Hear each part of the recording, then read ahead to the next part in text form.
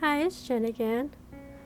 So this week, I ended up getting COVID along with my son, and yeah, I don't have a whole lot to talk about because it kind of wiped me out, to be honest. I'm feeling a little bit better now, but not showing my face right now because I'm still not at 100%. I thought I'd go ahead and just play some footage here of an illustration that I have been working on for the end of chapter 4, just so that there can be something kind of going on in the background as I just share a few thoughts that I was having while I was spending a lot of time in bed. So, um, one of the things that I was kind of like thinking about and I had been having some discussions around was sort of this idea of like prolonged stress and like depression, and um, I think it is like tied very closely to burnout. At least in my life, all these things have been kind of tangentially related. So I'm gonna talk about it at least like from my perspective and like personally, like how I've been trying to like make improvements in my life. And one of the things that I guess I should disclose first of all is that I am the type of person who tends to be a catastrophic thinker. I've always been very cautious and hyper vigilant, and often would always just assume the worst is going to happen. And as a kind of defense mechanism, a way of like protecting myself from either disappointment or possibly something even worse, right? Getting sidelined, getting, kind of like thrown for a loop were all things that like were really scary to me and that I didn't want to ever like happen to me if I could avoid it. So I have a tendency to be kind of, I guess, pessimistic and cynical and jaded. And for a long time, I never really saw this as being like a bad quality or something that I would try to correct in myself, because I thought of it as being like, oh, I'm so smart because like I'm not gonna get, I guess I'm not gonna be a naive fool that's like gonna have like my precious feelings like trampled upon, because I'm not gonna expect like good things to happen, and then I'm not gonna be disappointed and like sad and like foolish because like I saw that coming. I saw that worst possible outcome coming. So, um, somehow I was using this as like a way of like kind of like trying to feel like I was in control, at least of like my feelings wouldn't. I don't even really know. I guess that I'm like trying to put it into words. It's a little bit difficult, but just know that I've been like a catastrophic thinker for like most of my life. Even though I wouldn't like talk about it very much, it was something that was always going on internally.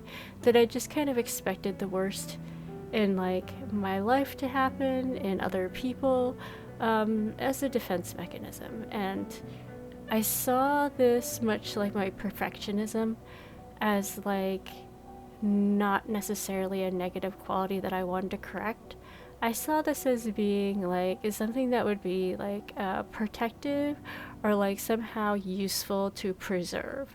So like I could probably do another video about perfectionism and why I think it's a lot more dangerous and like self-destructive and harmful than like we kind of pass it off just because like perfectionists tend to be like pretty high achievers and stuff, and so like as children, um, it can seem kind of like a more positive trait than being, I guess, like a slacker, or the opposite of like being a perfectionist, like being too like lackadaisical or apathetic or something. I don't know. Uh, I'll probably explore that topic in another video because I do think that's an important thing to discuss when it comes to like self improvement. And I think all these things again are kind of related to like my game development and my art and my stories and everything. It's all like the part of the personal journey, right? And it's the end goal, if there was an end goal, which I don't really think of there as being like a defined finish line, but it all is like moving towards like self improvement and just like living my best life and being the best person that I can be, right? Okay, well, with that said, going back to the idea of like stress and catastrophic thinking and how I think they're related. So, when I think about like the, I guess, function of stress, I think about like from a, I guess, from a biological or evolutionary like standpoint. If we think about like how our biology as like human beings hasn't really changed, in the sense that like a lot of like our behaviors have been more dictated by like culture and tradition these days than it is by like biological imperative, right? Because there's not like the types of like survival and I guess evolutionary pressures that would be like um, I guess stopping us from like passing on traits. A lot of it is more like how people have changed over like the centuries has been more like culturally driven than it has been like on a biological level. So like if I think of like what the purpose of stress is like from like an evolutionary standpoint, I think of like it being a way of like kind of like uh, a survival mechanism, like a way of trying to kind of spur us into action, into taking some type of action that would like hopefully like improve our survival chances. Um, in that sense, like prolonged stress doesn't really make any sense, and we pretty much know that like it's not healthy for us. Like um, that this kind of like release of like these stress hormones is like very like kind of damaging over the long term. And so like why do we allow ourselves, or why is it like kind of normalized for like people to have like prolonged stress? In fact, I don't even think most people when they hear the word stress think of a stress as being like a short term like thing that you can just feel and let go, or feel and act and let go. Like I think most people are so accustomed to like prolonged stress that we tend to just hear the word stress and think of stress as being like this long-term state that's caused by like a plethora of like different problems, that is something that we have to kind of like endure or like have respite from, like we have to try to like escape from, or we have to like, it's like an ongoing problem that like it's not something that's like a fleeting, I guess, just like a chemical response anymore. It is like an ongoing like state of mind that requires like a lot of effort and like changing your life around in order to like to solve this problem of stress. And I think prolonged stress has become such a like normalized part of our like lives that most of us, I think, really just can't even escape it. Like, we can try to change jobs, we can try to minimize our responsibilities, but I think that like a lot of us will go through like a lot of our lives with just like a lot of prolonged stress, and especially with like all the access to information that we have these days, of all these like terrible atrocities that are happening in the world, and things that are happening like with like the climate and geopolitical conflicts and everything. It's like really hard to stay informed for a lot of people.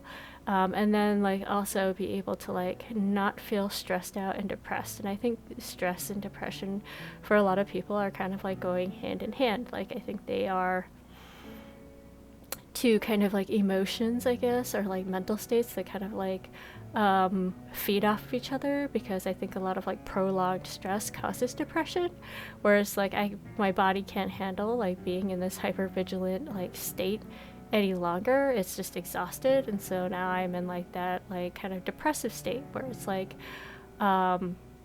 these chemical like processes that were supposed to like help spur me into action by like kind of filling me with like all these like feelings of dread and anxiety, I can't act upon them, or I don't know how to act upon them, and so now I'm like frozen and I can't act at all.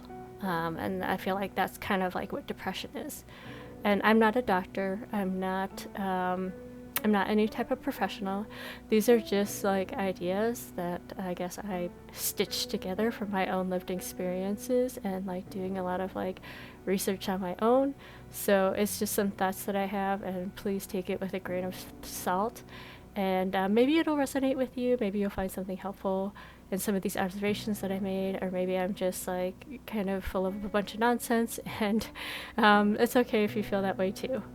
But I guess like what I kind of personally get away from it is that I've started to realize that like my outlook on life, where I was trying to kind of like protect myself with like this catastrophic thinking, right? When I was like a child and I didn't have a lot of control over my environment, it was a way of like kind of like I guess mentally preparing myself for like the worst. Would put me in this state of like constant anxiety and stress, and it wasn't necessarily, it didn't manifest itself like physically, I guess, in the way that like a lot of people think of anxiety. Like I wasn't having like panic attacks or anything, but I was just always very I don't know how to describe it other than like unhappy and vigilant.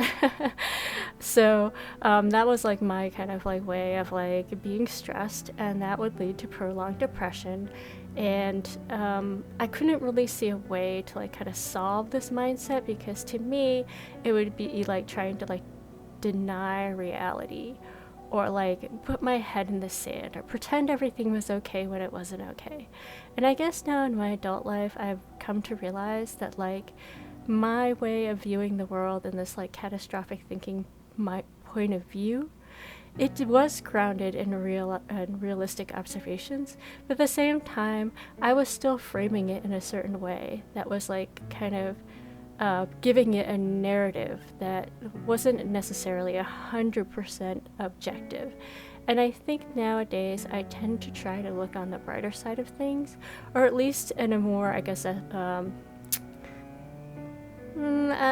guess I try to like see things as something I can either act upon in the moment and like relieve myself of that stress, or I just kind of let it go as being something out of my control, or I can just kind of like view it objectively, I guess, and not be so personally invested in it or think that it affects me so personally. And I found that like I haven't been any more blindsided, and that like I haven't been any more disappointed than when I would like kind of frame things in a very like negative way. I guess framing things in a more positive, or like kind of just like we'll take it as it comes, or you know, not automatically anticipating that the worst will happen, but just kind of like assuming that like, you know, most of the things that are critical to my survival that I take for granted every day are probably still going to be just fine tomorrow. Like having that approach in life definitely has like lowered my amount of stress, and has allowed me to kind of like be a happier person overall, and a less tired person overall, I think, which is kind of like the most important thing. That's allowed me to be like productive and happy in my pursuits of like doing the things that I like to do. And these were all benefits that I couldn't see when I was in the middle of like kind of like being depressed and like very anxious and like self-protective and stuff. I couldn't see how that was like those attitudes were like keeping me from like I guess sort of in a way just like thriving. Like I didn't realize how harmful like fear and like constant fear can be. And we live in a culture right now that is always trying to control us by instilling more fear and more fear and more fear. And we might not wake up every day like saying, I'm so afraid of everything. But like that is in an essence where stress and depression, like the root of everything, is. Okay, well, those are just a few of my thoughts, and I hope that you can let go of some of that fear and anxiety and stress and depression if those things are affecting your life, so that you can enjoy the process. Thanks so much. Take care now. Bye-bye.